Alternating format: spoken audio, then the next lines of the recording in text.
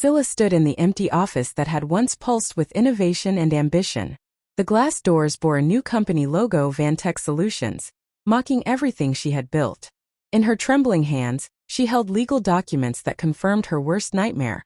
Her husband Dave had fraudulently transferred ownership of FarmLink, her revolutionary agricultural tech platform, to his mistress Susan. The locks had been changed. Her 23 employees were gone.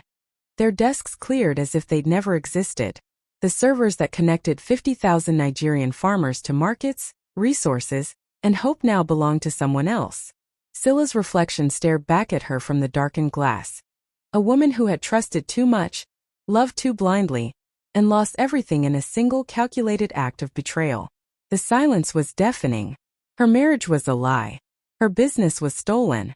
And somewhere across town, Dave and Susan were celebrating their victory, unaware that Silla still held one card they'd forgotten to take. Before we continue, let me ask you something quietly. Where are you listening from right now? And what time is it in your part of the world? Some of us are hearing this story under the hot afternoon sun. Some in the calm of the night, when thoughts are heavy and hearts are open. Different places, one story, one lesson. If stories like this speak to your heart, please subscribe to the channel. Your like helps this story reach another soul. Your comment tells me you understand the lesson. And when you share, you may be saving someone from the same mistake. Now let us continue. 4 years of marriage had taught Silla that love and respect were not always the same thing. She had met Dave at a tech conference in Lagos, where she was presenting her business plan for FarmLink, and he was networking for his corporate finance firm. He had seemed captivated by her vision. A digital platform that would revolutionize how smallholder farmers access markets, credit, and agricultural information. 6 months later, they were married in a lavish ceremony that merged his family's traditional expectations with her modern sensibilities.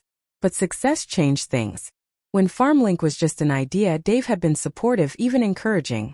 When it became a functional platform serving 5,000 farmers, he called it her little project. When venture capitalists began circling with investment offers and business magazines featured her as one of Nigeria's rising tech entrepreneurs, his support curdled into something darker. Another conference? Dave asked one evening, barely looking up from his phone as Silla packed for a trip to Abuja. You're always running off to talk about farming and technology. What about being a wife? This is my career, Dave. You travel for work all the time. That's different. I'm building our financial future. You're playing entrepreneur with farmers who can barely afford smartphones. The dismissiveness stung, but Silla pushed it aside. Marriage required compromise, or so her mother Natasha had always said. Perhaps Dave was simply stressed from his own work. Perhaps she needed to try harder to balance everything. Then her younger sister Miriam called one Tuesday afternoon, her voice tight with concern. Silla, I saw Dave yesterday. At Orchid Restaurant in Lekki. He said he had a client dinner. He was with a woman. They weren't discussing business. His hand was on her thigh. Silla's stomach dropped. What did she look like? Tall, light-skinned, expensive weave. They looked comfortable together. That evening, Silla confronted Dave as calmly as she could manage. Were you at Orchid Restaurant yesterday? His expression didn't flicker. Yes, with clients. Why? Miriam saw you with a woman. Dave's laugh was cruel. Your sister is jealous of what we have. She's always been envious of you, Silla. Now she's trying to create problems where none exist. Is this what success does to you? Makes you paranoid and suspicious. He turned the accusation so skillfully that Silla found herself apologizing, hating herself even as the words left her mouth. She wanted to believe him. She needed to believe him. In the following weeks, Dave began showing unprecedented interest in FarmLink's operations. He asked about investor agreements, password protocols, and legal documentation. He suggested she add him as a signatory on business accounts for protection, and recommended she grant him power of attorney, in case something happened to her. We're married, Silla. What's yours is mine, what's mine is yours. Unless you don't trust your own husband. Trust. That word again, weaponized against her better judgment. Wanting to prove her faith in their marriage, wanting to silence the doubt that gnawed at her late at night, Silla began sharing access. She added Dave to certain business accounts, She signed documents he brought home, documents he assured her were routine insurance updates and partnership formalities. "You're always so busy with the platform," he said smoothly. "Let me handle the administrative burden. Focus on what you do best." Felt like partnership. Felt like support. Miriam wasn't convinced. Why does he suddenly care about your business now? When you were struggling, he called it a hobby. Now that you're successful, he wants access to everything. "He's my husband," Silla said firmly. "Marriage means trusting each other." But late one night, unable to sleep, Silla went downstairs for water and found Dave in his study. The door was slightly ajar. Through the gap, she saw him photographing her corporate documents with his phone, page after page, his face illuminated by the screen's cold glow. When she pushed the door open, he looked up with a smile that didn't reach his eyes. "Just making backup copies for our records," he said smoothly. "You can never be too careful in business." The explanation was logical. The smile was not. That night, Silla lay awake beside her husband, listening to him breathe, and wondered when exactly she had become a stranger to the man she'd married. Susan Adebayo had worked with Dave 3 years earlier at Sterling Finance Corporation, and their professional relationship had apparently evolved into something far more intimate. She now ran a struggling tech consultancy that hemorrhaged clients faster than it acquired them. What Susan lacked in technical expertise, she compensated for with ruthless ambition and a complete absence of moral boundaries. The affair had started 6 months before Silla's world collapsed, built on Dave's resentment and Susan's greed. Together, they had conceived a plan that would give Dave revenge for every perceived slight to his ego, and give Susan the successful tech company she'd never been able to build herself. They just needed Silla out of the way. The pregnancy changed everything, or so Silla hoped. She discovered it on a Tuesday morning, confirmed it with 3 different tests, and told Dave that evening over the dinner she'd carefully prepared. She watched his face, searching for joy, for excitement, for any sign that this news would restore what they'd lost. "You're pregnant," he repeated flatly. "Yes. I know the timing isn't perfect with everything happening at FarmLink, but how far along?" 6 weeks. "Dave, aren't you happy? We're going to be parents." His smile when it came looked practiced. "Of course. This is wonderful news. You should rest more, reduce your stress. Let me handle more of the business operations while you focus on your health." It seemed caring. It was calculating. Over the following weeks, Dave's involvement in FarmLink intensified. He brought home documents that needed signatures, catching Silla when she was exhausted from morning sickness, her judgment clouded by nausea and fatigue. "Just routine updates for the investment board," he'd say, sliding papers across the kitchen counter as she fought down bile. "Initial here and here. Don't worry about reading every line. I've already reviewed everything." Silla signed, trusting that pregnancy hormones were making her paranoid, that her husband wouldn't exploit her vulnerability. She was catastrophically wrong. Behind the scenes, Dave was creating an elaborate paper trail. The documents Silla signed weren't routine updates. They were power of attorney transfers, board resolutions showing she wanted to step back for health reasons, and ownership amendments that slowly transferred control of FarmLink to a shell company registered in Susan's name. When Natasha visited from Enugu, she immediately sensed something wrong. "That man doesn't look at you with love anymore," Natasha said bluntly, watching Dave through the kitchen window as he spoke on the phone in the garden. "He looks at you like an obstacle." "Mama, I'm pregnant. We're building a family. A man who doesn't protect your joy is preparing to steal it, Silla. Your father, God rest his soul, would have seen through this one. You're being dramatic. Dave is just stressed from work." But Natasha's words haunted Silla, especially when she noticed Dave becoming more secretive. He changed his phone password. He took calls in the car. He came home late smelling of expensive perfume that wasn't hers. The first concrete sign of disaster came via email. "Dear Ms. Silla Amuse," the message read, "your access to FarmLink corporate banking accounts has been temporarily suspended pending security review. Please contact administration for clarification." Silla's hand shook as she forwarded the email to Dave. "Did you authorize this?" His response came an hour later. "Yes, there were some unusual transactions flagged. Just a precaution while we verify everything. Don't worry." But Silla was worrying. She called her lawyer, Chidi Okafor, but he was traveling. She tried logging into the company's administrative systems, but her passwords had been changed. She contacted her chief technical officer, but he'd resigned 2 days earlier, something Dave had forgotten to mention. Everything was unraveling and Silla, 7 months pregnant and exhausted, couldn't understand why. The truth was simpler and more devastating than she could have imagined.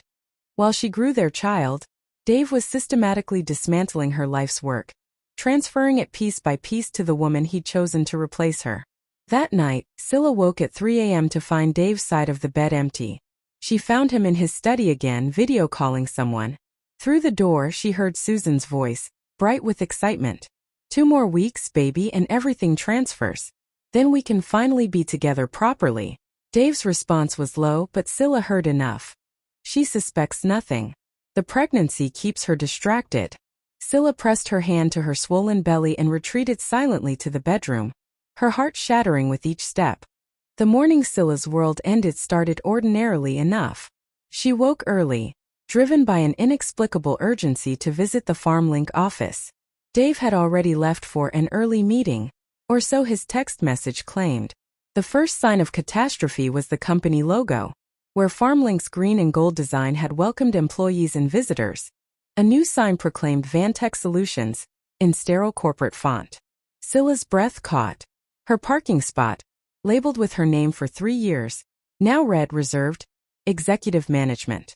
The security guard she'd known since FarmLink's founding looked uncomfortable as she approached. Madam Silla, I have instructions not to allow you entry. Jonas, this is my company. What are you talking about? He handed her an envelope with trembling hands. I was told to give you this. The legal documents inside were dense with corporate language, but certain phrases leaped out with brutal clarity. Ownership transfer. Effective immediately. Vantec Solutions LLC. Authorized by board resolution and power of attorney. Silla Amuse relinquishes all claims. Her signature appeared on page after page. Signatures she'd made trusting her husband. Signatures extracted during moments of exhaustion and morning sickness. Signatures that had destroyed her. Silla's phone was already dialing Dave before conscious thought caught up. It rang once, twice, then went to voicemail. She called again. Voicemail. Again. Voicemail. She drove home recklessly, her pregnant belly pressed against the steering wheel, tears blurring the Lagos traffic into watercolor streaks. The house, their house, felt different as she burst through the door. Emptier.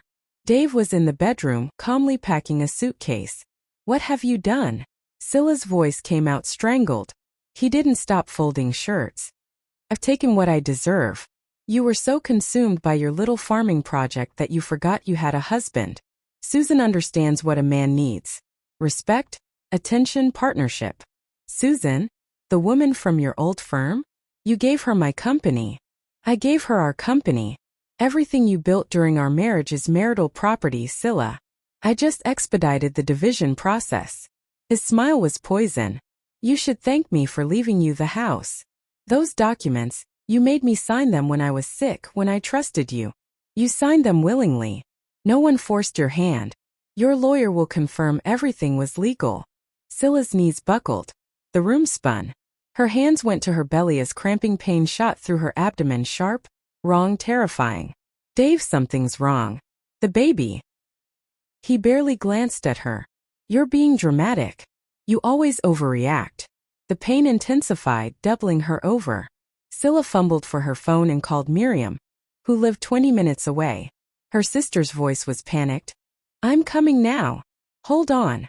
Dave zipped his suitcase, checked his watch and walked toward the door. Through the window, Silla saw a car idling at the curb, a white Mercedes. Susan sat in the driver's seat, scrolling through her phone with the casual indifference of someone waiting for their takeout order. You're leaving? Now. Dave, I need a hospital. Call an Uber. He paused at the doorway, his expression almost pitying. You'll be fine, Silla. You're always fine. That's your problem. You're so strong and independent that you don't need anyone. Well, now you can be independent without me. He left. Silla collapsed on the bedroom floor, watching through waves of pain as Dave threw his suitcase in the Mercedes trunk, and kissed Susan before climbing into the passenger seat.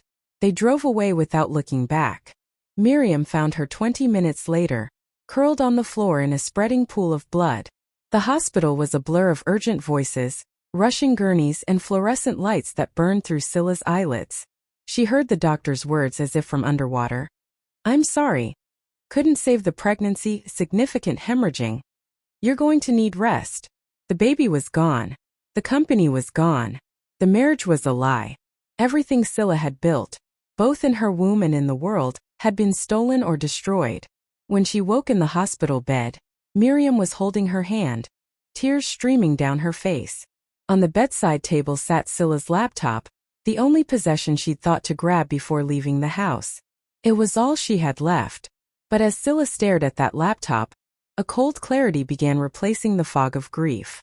Dave and Susan had taken everything they could see: the company, the accounts, the physical assets, the legal ownership.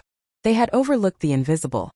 Silla still had master administrator access to FarmLink source code, the digital architecture she'd built line by line before Dave ever pretended to care. They had stolen the company, but they didn't understand what made it work. And that oversight would prove to be their greatest mistake.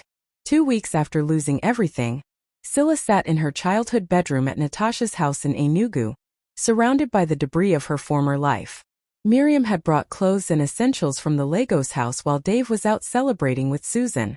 Her mother hovered nearby, alternating between rage at Dave and attempts to feed Silla jollof rice that sat untouched on bone china plates. "You need to eat," Natasha urged. "Starving yourself won't bring back what he took." But Silla wasn't starving, she was strategizing. Her laptop remained open constantly, monitoring FarmLink systems through backdoor access Dave's legal team hadn't known to close. What she saw horrified her. Susan was running the platform into catastrophic failure. Payment processing to farmers was delayed by weeks. The agricultural advisory algorithms were misconfigured, sending cocoa farming tips to rice farmers and vice versa. Customer service tickets piled up unanswered. The elegant, efficient system Silla had built was degrading into chaos under Susan's incompetent management. 50,000 farmers depended on FarmLink. They were suffering because of Susan's greed and ignorance. The complaints flooded social media. "At FarmLink hasn't processed my harvest payment in 3 weeks. My children need school fees. The new owners don't understand agriculture. This platform is dying. Where is the original founder? Bring back Silla." Susan, meanwhile, posted glossy photos on Instagram, her in expensive restaurants with Dave, captions about new chapters and claiming what's yours. She'd given interviews to tech blogs, claiming she'd acquired FarmLink through strategic business negotiations, carefully omitting how those negotiations had involved stealing another woman's husband and forging legal documents. Silla's lawyer Chitty finally returned from his trip and reviewed the paperwork. His assessment was devastating. Legally, they covered their tracks well. You signed power of attorney. The board resolutions appear legitimate. Fighting this in court would take years and cost millions you don't have. "I'm sorry, Silla. It was Miriam who suggested family intervention. Dave's father is Pastor Amos Amuse. He built his reputation on integrity and moral authority. Does he know what his son has done?" Natasha's eyes lit up with righteous fury. "We'll tell him ourselves." The confrontation happened at the Amuse family home in Victoria Island, a sprawling compound that reeked of old money and religious propriety. Pastor Amos and his wife Blessing received Natasha, Miriam, and Silla in their formal sitting room, surrounded by photos of Dave's childhood achievements and biblical verses embroidered on throw pillows. Natasha didn't waste time on pleasantries. "Your son destroyed my daughter. He stole her company, caused her to lose her baby, and abandoned her for his mistress. We have evidence." Silla placed documents on the mahogany coffee table: bank transfers, forged board resolutions, text messages between Dave and Susan discussing their plan, medical records from the miscarriage. Pastor Amos's face transformed from polite concern to ashen horror as he read. His hands trembled. "This cannot be true. David would never." "It is true," Silla said quietly. "Every word." Mrs. Blessing initially tried to defend her son. Marriage is complicated. Perhaps Silla wasn't meeting his needs. She lost a child because of what he did. Miriam's voice cracked. He walked out while she was bleeding on the floor. The room fell silent. Even Mrs. Blessing couldn't spin that away. Pastor Amos stood abruptly, his towering frame radiating barely contained rage. "Where is David now?" "Cape Town," Silla answered. "He and Susan took a business trip with money stolen from FarmLink's operational accounts." The pastor made a phone call that lasted 3 minutes, his voice thundering with biblical wrath. "You will return to Lagos immediately. You will face what you have done. If you do not return within 24 hours, you are no longer my son." Dave arrived the next evening, cocky and defensive. The family meeting happened in the same sitting room, but the atmosphere had shifted from formal to funereal. Susan had wisely stayed in Cape Town. "I did nothing illegal," Dave insisted. The lawyers confirmed. "You exploited your pregnant wife's trust." Pastor Amos roared. "You stole her life's work. You caused the death of my grandchild through your cruelty. The miscarriage wasn't my fault." The slap echoed through the room. Mrs. Blessing had moved faster than anyone thought possible, her palm connecting with Dave's cheek with righteous fury. "Get out of my sight," she whispered, tears streaming down her face. "I raised you better than this." But Dave's arrogance remained intact.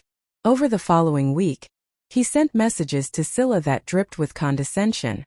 "You'll move on eventually. I'm moving forward with Susan. FarmLink is in good hands. Stop monitoring our operations. Learn to accept reality. We're better equipped to scale the business than you ever were." That final message arrived the same day Susan sent Silla an email offering her a consultant position at Vantec Solutions, part-time, at 1/10 of Silla's previous salary, reporting directly to Susan. "We could use your technical expertise as we transition the platform," Susan wrote. "I'm sure we can put aside our personal differences for the good of the business." The audacity was breathtaking. The cruelty was clarifying. Silla sat at her mother's kitchen table, laptop open, and made her decision. She would trigger the system override, a master kill switch she'd built into FarmLink's architecture years ago, as a security measure against hostile takeovers. It was designed to be irreversible, a scorched earth option that would protect farmer data from exploitation. She had never imagined she'd use it against her own company. But FarmLink wasn't her company anymore. And Dave and Susan had forgotten the cardinal rule of technology. The person who builds the system always holds the ultimate power. Miriam found her that evening, hands poised over the keyboard. "Are you sure about this?" her sister asked quietly. Silla thought about the baby she'd lost, the company stolen, the trust betrayed. She thought about 50,000 farmers suffering under Susan's incompetence. She thought about Dave's smile as he'd walked out while she bled. "I've never been more sure of anything in my life." She pressed enter. The system override activated at exactly 3:47 a.m. on a Tuesday, cascading through FarmLink's architecture like digital wildfire. Every database locked. Every API endpoint shut down. Every user interface froze. The platform that had connected thousands of farmers to markets, credit, and resources became an impenetrable fortress of encrypted data. And only Silla held the keys that no longer existed. Susan's first panicked call came at 6:23 a.m. Silla didn't answer. The second came at 6:31. The third at 6:45. By 7 a.m., Susan had left 14 voicemails, each more desperate than the last. "The platform is down. Everything is frozen. Call me back immediately. Silla, I know you did something. Fix this now or I'll sue you for sabotage. Please. The farmers are calling. Investors are threatening to pull funding. This is your life's work too." But it wasn't Silla's work anymore. They'd made that abundantly clear. By noon, Vantec Solutions' office was under siege. Farmers who'd traveled from Ogun State, Kaduna, and Kano demanded their payments. Investors arrived with lawyers. Regulatory officials from the Nigerian Communications Commission showed up with audit notices. The chaos was spectacular. Susan tried everything. She hired 3 different cybersecurity firms. None could crack the encryption. She contacted Silla's former employees, offering them money to break the override. They refused. Loyalty ran deeper than Susan understood. She even tried to access the source code repositories, only to discover Silla had deleted her own backups before leaving Lagos. Dave finally called Silla on Wednesday evening. Fix the platform. No greeting. No apology. Just demands. No. Silla, be reasonable. This hurts the farmers. The farmers were suffering under Susan's incompetence anyway. At least now their data is protected from further exploitation. We can negotiate. Name your price. There is no price, Dave. You took everything from me, my company, my child, my marriage. You wanted my work without my presence. Now you have neither. You're being vindictive and childish. Silla's laugh was cold. I'm being just. There's a difference. She hung up. The next move was calculated and public. Silla wrote a detailed account of everything: the betrayal, the forged documents, the miscarriage, the theft, and posted it to Twitter, LinkedIn, and Facebook. She included evidence: text messages between Dave and Susan discussing their plan, medical records showing the miscarriage timeline, legal documents proving the fraudulent transfer. The post went viral within hours. Nigerian Twitter, which forgave nothing and forgot even less, descended on Dave and Susan with devastating precision. Their photos circulated with damning hashtags. Tech blogs that had celebrated Susan's acquisition published retractions and exposés. Business partners distanced themselves. Susan's consultancy lost its remaining clients overnight. The Amos family's response was swift and brutal. Pastor Amos held a Sunday service where he publicly addressed his congregation of 3,000 members. My son has brought shame to this family through betrayal, theft, and cruelty, he announced from the pulpit, his voice breaking. Until he demonstrates genuine repentance and makes restitution for his sins, he is not welcome in my home or my life. I failed to raise a man of integrity, and for that, I ask God's forgiveness. The congregation sat in stunned silence as Mrs. Blessing wept openly in the front pew. Dave showed up at Natasha's house the following week, disheveled and desperate. Silla agreed to see him in the parlor, with Miriam and Natasha present as witnesses. He looked diminished. The arrogance had evaporated, replaced by something that might have been remorse but looked more like self-pity.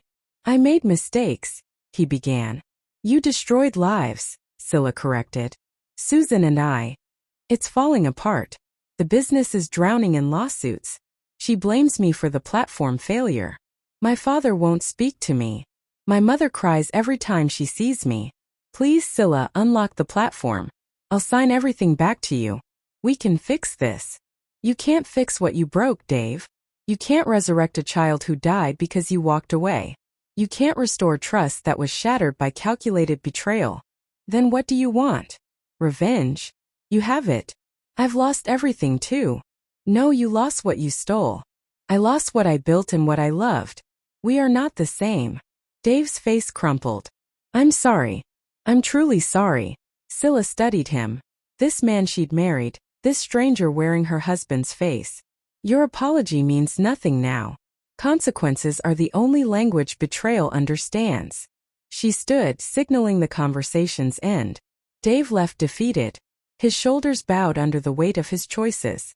Vantec Solutions collapsed entirely within 2 months. Susan filed for bankruptcy, her reputation in the tech industry permanently destroyed. The lawsuits consumed whatever assets remained. She and Dave's relationship disintegrated in bitter recriminations, each blaming the other for the disaster they'd created together. Silla, meanwhile, began rebuilding. She launched Rise Farm, a new agricultural platform built on the lessons learned from FarmLink's destruction. This time Miriam served as chief operating officer, and every legal structure was ironclad. The initial funding came from investors who'd followed Silla's story and believed in both her vision and her resilience. Within 6 months, Rise Farm served 20,000 farmers. Within a year, it had surpassed FarmLink's peak user base. The final scene played out at a tech conference in Abuja 18 months after the override. Silla stood on stage in the main hall, delivering a keynote address about resilience, security architecture, and protecting one's work from exploitation. She'd lost weight, gained confidence, and carried herself with the quiet authority of someone who had survived fire. The audience of hundreds hung on her every word. In the very back row, partially hidden behind a support column, Dave sat in a VIP conference uniform. He couldn't afford the conference ticket price, so he'd taken a job with the venue catering company just to hear her speak. His face was gaunt, his eyes hollow. He watched the woman he'd betrayed command a room he'd never be invited to join, and understood with crushing finality that some consequences last forever. When Silla's speech ended, the standing ovation lasted 3 full minutes. She smiled, not with bitterness, but with the hard-won peace of someone who had reclaimed her dignity from the ashes of betrayal. Later, a young woman approached during the networking reception. "Miss Silla, your story inspired me to leave my toxic marriage. How did you find the strength?" Silla considered the question carefully. "I learned that protecting yourself isn't cruelty. It's survival. And sometimes the most powerful thing you can do is let consequences speak louder than forgiveness." She glanced toward the back of the room where Dave had stood, but he was already gone, disappeared into the crowd of people who had futures while he nursed his regrets. Silla turned back to the young woman and continued sharing her story, no longer defined by what had been taken from her, but by everything she had built from the ruins. Justice, she had learned, wasn't always loud or immediate. Sometimes it was quiet and inevitable, the natural result of seeds planted by betrayal, watered by consequences and harvested by time. Dave and Susan had wanted her success without her presence. Instead, they got failure with only themselves to blame. And Silla? She got her life back. Different, harder one, but finally and completely her own. Thank you for staying with me to the end. Comment your thoughts on the betrayal, and tell me where you are watching from. Don't forget to like, subscribe, and turn on notifications for more gripping stories like this. What do you think happens next? Comment below.